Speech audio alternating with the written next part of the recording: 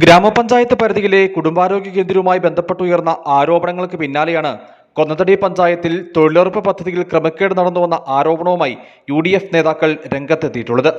തൊഴിലുറപ്പുമായി ബന്ധപ്പെട്ട ക്രമക്കേട് നടന്നിട്ടുണ്ടെന്നും ഇക്കാര്യത്തിൽ വിശദമായ അന്വേഷണം വേണമെന്നുമാണ് UDFന്റെ ആവശ്യം.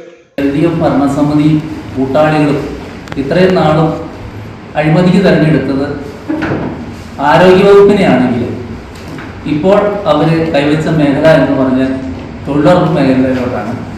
ഇത് ഓരോ ദിവസവും ഓരോ തുടർക്കഥയായിട്ട് അഴിമതിയുടെ ശൈലി മാറ്റിക്കൊണ്ടിരിക്കുന്ന ഈ ഭരണസമിതി ഒന്നടങ്കം രാജിവെച്ചുകൊണ്ട് ഒരു രാഷ്ട്രീയ മര്യാദ കാണിക്കണമെന്ന് മാത്രം UDFന് ആവശ്യപ്പെടാറുണ്ട്. വിഷയത്തിൽ ഈ മാസം 24-ന് UDF മണ്ഡലം കമ്മിറ്റി മാർച്ചും ധർണയും നടത്തുമെന്ന് UDF നേതൃത്വം അറിയിച്ചു.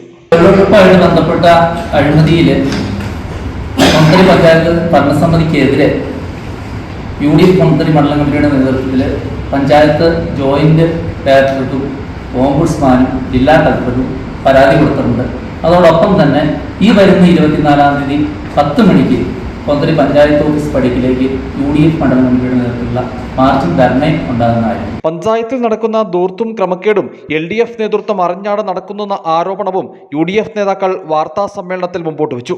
കുടുംബാരോഗ്യ കേന്ദ്രവുമായി ബന്ധപ്പെട്ടുയർന്ന ആരോപണങ്ങളിൽ അന്വേഷണവും നടപടിയും ഉണ്ടാകുമെന്ന് പഞ്ചായത്ത് ഭരണസമിതി അറിയിച്ചിട്ടും മുമ്പോട്ട് പോക്കുണ്ടായില്ലെന്നും UDF പഞ്ചായത്ത് അംഗങ്ങളും UDF നേതാക്കളും വ്യക്തമാക്കി. അടിമാലിയിൽ നടന്ന വാർത്താ സമ്മേളനത്തിൽ ലിനീഷ് അഗസ്റ്റിൻ, ജോബി പേടിക്കാട്ടുകുന്നേൽ, DCC അംഗം CK പ്രസാദ്, മേഴ്സി ജോസ്, അമ്പിളി സലിലൻ, ജസി, വിക്ടോറിയ വിൽസൺ തുടങ്ങിയവർ പങ്കെടുത്തു. News bureau, Adimali.